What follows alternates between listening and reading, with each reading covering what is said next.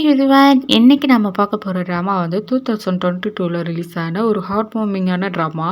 இந்த ட்ராமா வந்து ரொம்ப ஃபீல் குட்டாக இருக்கும். ஸோ வாங்க வீடியோக்குள்ளே போகலாம். சேனலை மறக்காமல் சப்ஸ்கிரைப் பண்ணிக்கோங்க. இது டோட்டலி 3 எபிசோட். வாங்க ஃபஸ்ட் எபிசோடுக்குள்ளே போகலாம்.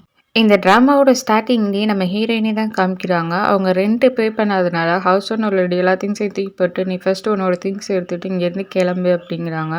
ஆனால் ஹீரோயினி ரொம்ப ரெக்வஸ்ட்டாக நான் சீக்கிரமாக பே பண்ணிடுறேன், எனக்கு கொஞ்சம் டைம் கொடுங்க அப்படின்னு கேட்குறாங்க. ஆனாலும் வேற ஒருத்தவங்க இங்கே வர ஓகே சொல்லிட்டாங்க, நீ ஃபஸ்ட்டு உன்னோட திங்ஸ் எடுத்துகிட்டு இங்கேருந்து கிளம்பு அப்படின்னு சொல்கிறாங்க. ஹவுஸ் ஓனர் ரொம்பவே ஃபீல் பண்ணிட்டு இருக்காங்க. ஹீரோயினுக்கு இப்போ ரீசெண்டாக தான் ஜாப் வேறு கிடச்சிச்சா, ஸோ அதுக்கு ஜாபுக்கு வேறு சீக்கிரமாக கிளம்பணும்னு சொல்லிட்டு தன்னோட கையில் இருந்த திங்ஸை வந்து தலையில் கவுத்துக்கிட்டு எனக்கு ஒரு நேரம் வரும் என்னை விரட்டுறீங்களா அப்படின்னு சொல்லிட்டு ஃபீல் பண்ணிக்கிட்டு பார்த்துட்டு இருக்காங்க.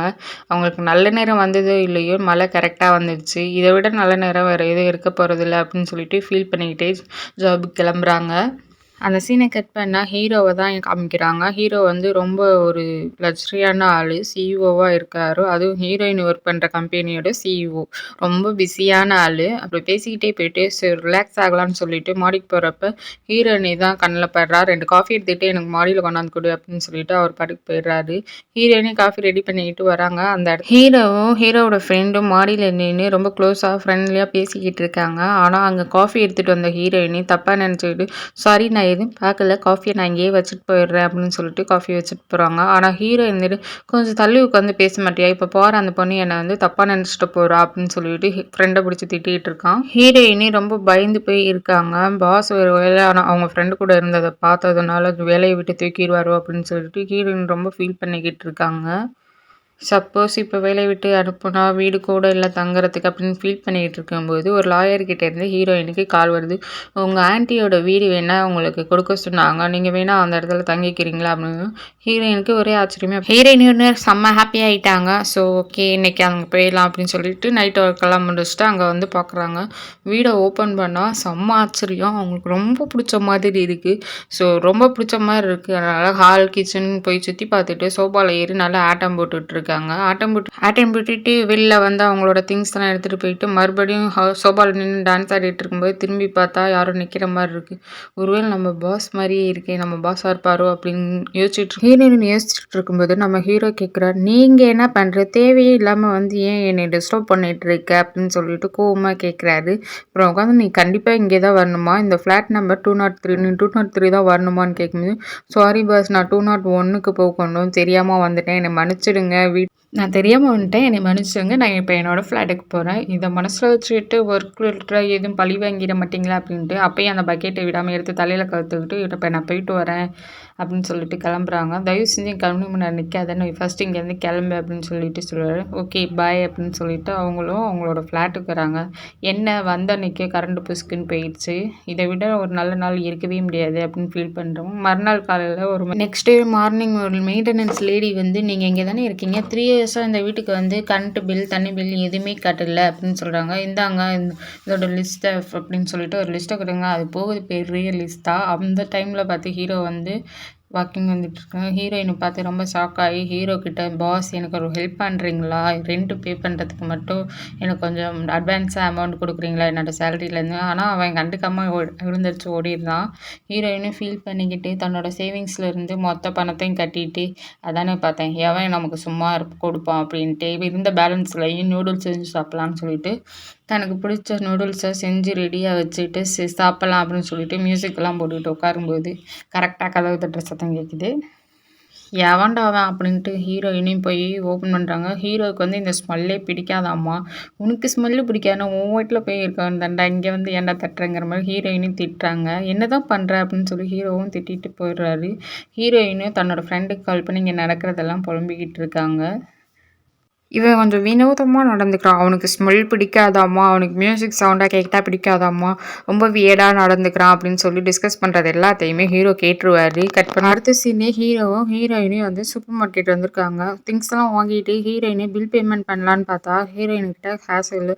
பாஸ் எனக்கு கொஞ்சம் பே பண்ணுறீங்களா, ஹெல்ப் பண்ணுறீங்களான்னு கேட்கும்போது நான் எதுக்கு உனக்காக ஹெல்ப் பண்ணணும், நீயே பார்த்துக்க எல்லாத்தையும், ஃப்ரெண்டுக்கிட்ட எப்படிலாம் என்னை சொல்லிட்டு இருந்தேன் அப்படின்னு சொல்லிட்டு இந்த மாதிரி ப்ராப்ளம்லாம் நீயே பார்த்துக்கோ, நான் உனக்கு ஹெல்ப் பண்ண முடியாதுன்னு சொல்லிட்டு போயிடுறான். நெக்ஸ்ட் சீனில் என்ன நடக்குதுன்னா, ஹீரோயினோட ஃப்ரெண்டு வந்து என்ன சொல்றாங்கன்னா, இந்த ஆஃபீஸ்ல வந்து யாரையாவது ஃபயர் பண்ண போறதா சொல்லிட்டு இருக்காங்க சிஇஓ. அச்சச்சோ! அப்ப என்னதான் ஃபயர் பண்ணிருவானோ! அப்ப நம்ம தானே அவனுக்கு நம்ம வீட்டு பக்கத்துல இருந்தப்போ பிரச்சனை குடுத்துக்கிட்டே இருந்தோம். அப்படின்னு சொல்லும்போது ஃப்ரெண்டு என்ன சொல்றாங்கன்னா, உங்க டீம்ல இருந்து ஒருத்தர கண்டிப்பா ஃபயர் பண்ண போறாங்க அப்படின்னு சொல்லும்போது, ஹீரோயினையும் நெனச்சு பாக்குறாங்க. நம்ம தான் அவனுக்கு ரொம்ப டார்ச்சர் பண்றோம் அப்படின்னு நெனச்சுக்கிட்டு என்ன பண்றாங்கன்னா, அவன்ட்ட எப்படியாவது நம்ம மன்னிப்பு கேட்கணும்னு சொல்லிட்டு, எப்படி மன்னிப்பு கேட்கலான்னு சொல்லிட்டு வீட்ல பிராக்டிஸ் பண்ணிட்டு இருக்காங்க. சரி ஓகே போய் கேட்டுருவோம் அப்படின்னு சொல்லிட்டு ரெடி ஆயிட்டு வரும்போது, ஹீரோ என்ன பண்றாருன்னா, ஹீரோ வீட்ல வந்து பார்த்தா, ஹீரோ என்ன பண்ணாருன்னா, நைட் ட்ரெஸ் போட்டுட்டு இருப்பாரு. ஹீரோயின் டக்குன்னு பொசுக்குன்னு அத எல்லாத்தையும் ஃபோட்டோ எடுத்து வச்சுக்கிட்டு, "நீங்க ரொம்ப டீசென்ட்டா வரீங்க. இத ஃபுல்லா ஆஃபீஸ் ஃபுல்லா ஸ்ப்ரெட் பண்ணிர்றேன். நீங்க நைட் ட்ரெஸ்ல சூப்பரா இருக்கீங்க." அப்படின்னு சொல்லி கலாய்ச்சிட்டு இருக்காரு. "இத ஆஃபீஸ்ல உள்ளவங்க எல்லாத்துக்கிட்டயும் நான் காமிக்க போறேன்." அப்படின்னு சொல்லிட்டு ரொம்பவே பிளாக்மெயில் பண்ணிக்கிட்டு இருக்காங்க. "ஒழுங்கா ஃபோட்டோ எடுக்கிறத நிறுத்து, டெலீட் பண்ணு." அப்படின்னு சொல்றாங்க. ஹீரோ வந்து ஆஃபீஸ்க்கு வந்துட்டு, "நான் உன்னைய பார்க்கணும்னு" சொல்லியிருப்பாராட்டுருக்கு. இந்த தடவ வந்து ரொம்ப கான்ஃபிடென்ட்டா, ரொம்ப திமிரா இருக்காங்க. எந்த ஒரு பயமும் இல்ல.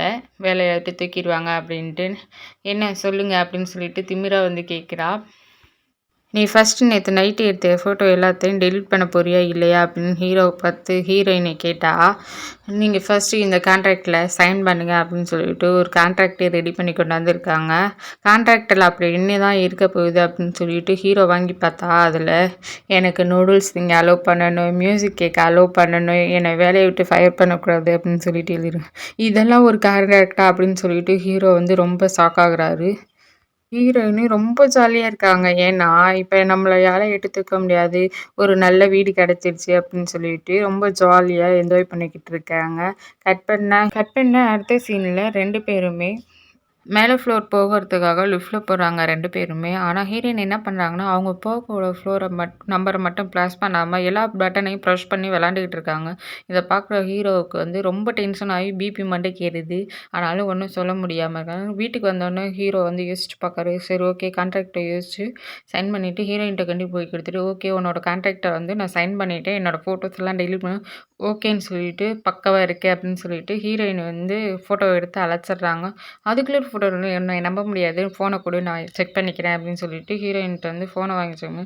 அந்த தடிக்கு இருந்து தாங்கி பிடிக்கிற சீன் ஆஸ் யூசுவல் வச்சிருப்பாங்க இல்லையா? அத இந்த இடத்துல வச்சுட்டாங்க. ஹீரோ வந்து தாங்கி பிடிச்சுட்டாரு. அதுல எந்த ஒரு டவுட்டும் இல்ல. அடுத்த நாள் என்ன நடக்குதுன்னா, ஹீரோவோட ஃப்ரெண்டு வந்து ஹீரோவ பார்க்க வந்திருக்காங்க. அதே சேம் டைம்ல ஹீரோயினோட ஃப்ரெண்டும் பார்க்க வராங்க. ஹீரோயினோட ஃப்ரெண்டுக்கும், ஹீரோவோட ஃப்ரெண்டுக்கும் பார்த்த உடனே ஹீரோவோட ஃப்ரெண்டுக்கு ரொம்ப பிடிச்சிருச்சு. ஹீரோவோட ஃப்ரெண்டு ஹீரோயினோட ஃப்ரெண்ட வந்து கரெக்ட் பண்ண ட்ரை பண்ணும்போது, ஹீரோயினோட ஃப்ரெண்டு வந்து மறைச்சு பார்த்துட்டு போயிடுறாங்க. அடுத்த நாள் வந்து ஹீரோயினும் சூப்பர் மார்க்கெட்ல திங்ஸ் எல்லாம் வாங்கிட்டு தான் யோசிச்சு பார்க்குறாங்க. நம்மளோட அமௌண்ட் வந்து ரொம்ப குறைஞ்சிருக்கு அப்படின்னு சொல்லி அப்போ அவங்களுக்கு ஒரு மெசேஜ் வருது. அவங்களோட சேவிங்ஸ்லாம் குறைஞ்சதுன்னு ஃபீல் பண்ணிட்டு இருந்தாங்க இல்லையா? ஆஃபீஸ்ல வந்து அவங்களுக்கு இன்கிரிமெண்ட் போட்டிருக்காங்க. ஹீரோ தான் போட்டிருப்பான் அப்படின்னு நினச்சிட்டு, "நீங்க தான் எனக்கு இன்கிரிமெண்ட் போட்டீங்களா? நான் உங்களுக்கு ரொம்ப டார்ச்சர் பண்ணியிருக்கேன். ஆனாலும் நீங்க ஹெல்ப் பண்ணியிருக்கீங்க." அப்படிங்கும்போது ஹீரோ சொல்றாரு, "நீ ஆஃபீஸ் வேலையெல்லாம் நீ கரெக்ட்டா தான் பார்க்குற. உனக்கு குடுத்த வேலைய. அதனால தான் நான் இன்கிரிமெண்ட் பார்க்குறேன். நல்லா வேலை பாரு." அப்படின்னு சொல்லிட்டு பாராட்டுறாரு. ஹீரோயினி வீட்டுக்கு வந்துட்டு அவங்களோட ஒர்க்லாம் முடிச்சுட்டு ஹீரோவ போய் பார்க்கலாம் அப்படின்னவும், ஹீரோவுக்கு வந்து கொஞ்சம் உடம்பு சரியில்லாதனால, சரி டேப்லெட் ரெடி பண்ணி குடுக்கலான்னு சொல்லி டேப்லெட்டும் ஒரு சோப்பும் ரெடி பண்ணி குடுக்குறோம். இத சீக்கிரமா சாப்பிட்ருங்கன்னு சொல்லி டேப்லெட்டையும், சோப்பையும் கொண்டாந்து குடுத்துட்டு போறாங்க. இவ்ளோ பேசிட்டு வந்த ஹீரோயினிக்கு வீட்டுக்கு வந்தோனே அவங்களுக்கே உடம்பு முடியல. சரி ஓகே அப்படின்னு சொல்லிட்டு அவங்களும் வீட்ல இந்த டேப்லெட் எடுத்து சாப்பிட போறப்ப தான் அவங்களுக்கே தெரியுது எக்ஸ்பிரி ஆயிடுச்சுன்னு. ஐய்யயோ! அவன் சாப்பிட்டுருப்பானே அப்படின்னு சொல்லிட்டு அவசர அவசரமா ஹீரோயின் வந்து கதவ தொறந்து பார்த்தா வீடே புகைச்சி வச்சிருக்கான். என்னடா அப்படின்னு சொல்லிட்டு ஹீரோ பார்த்தா அவர் மயங்கின நிலையில இருக்காரு. ஆள் இருக்கானா இல்ல போய் சேர்ந்துட்டானா அப்படின்னு செக் பண்ணா நல்ல வேளையா உயிரோட தான் இருக்கான் அப்படின்ட்டு போய் அடுப்பெல்லாம் ஆஃப் பண்ணிட்டு பார்த்தா டோர் யாரோ தட்டிட்டு இருக்காங்க. மெயின்டனன்ஸ் லேடி தான் வந்துட்டு இங்க ஏன் புகையிற மாரி இருக்கே அப்படின்னு சொல்லி கேட்குறாங்க. என்ன பண்ணிட்டு இருக்கீங்க அப்படின்னு கேட்கும்போது ஹீரோவுக்கு ஹீரோயினி தான் வந்திருக்காங்கன்னு நினச்சுக்கிட்டு அது ஒண்ணும் பிரச்சனை இல்ல. நான் தெரியாம சூப் பண்றேன்னு சொல்லிட்டு பிடிச்சுக்கிச்சு. அது ஒண்ணும் பிரச்சனை இல்ல அப்படின்னு சொல்லிட்டு இருக்காங்க.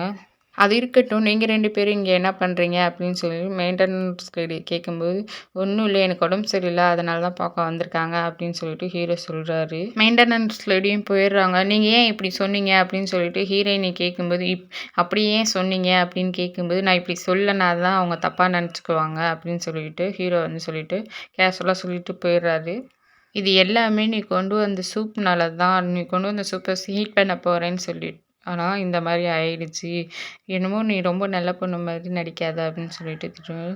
ஹீரோவும் அங்க இருக்க முடியாதனால ஹீரோயின் வீட்டுக்கே வருவாரு.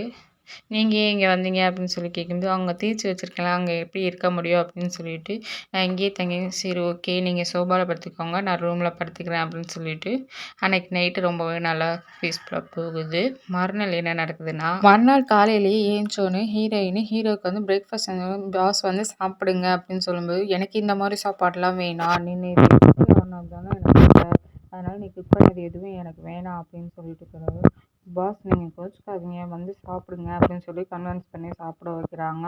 பாஸ் அது வந்து நான் தெரியாம தான் பண்ணிட்டேன். நான் சாப்பிட போகும்போது தெரிஞ்சதுனால தான் நான் உங்கள வந்து தடுத்தேன். தடுத்துட்டு வந்துட்டு உங்கள தானே நான் காப்பாத்துனேன். இவ்வளோ ஹெல்ப் பண்ணியிருக்கேன். நீங்க கொஞ்சம் கூட யோசிக்காம பண்றீங்க அப்படின்னு சொல்லிட்டு பேசாம நம்ம 2 பேரும் இந்த வீட்லயே இருக்கலாம். ரெண்ட் மட்டும் நீங்க பே பண்ணிடுறீங்களா? உங்களுக்கு நான் சமைச்செல்லாம் குடுத்துக்கிறேன் அப்படின்னு.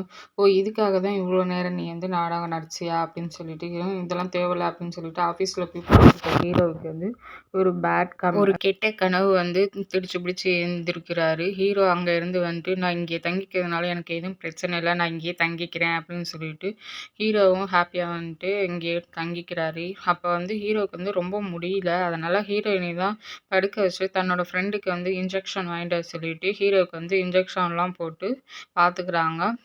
"நீ இவர உன்னோட பாஸ்ன்னு தானே சொன்ன. அப்புறம் என்ன நீங்க 2 பேரும் ஒண்ணா இருக்கீங்க?" அப்படின்னு சொல்லி ஹீரோயினோட ஃப்ரெண்டு கேட்குறாங்க.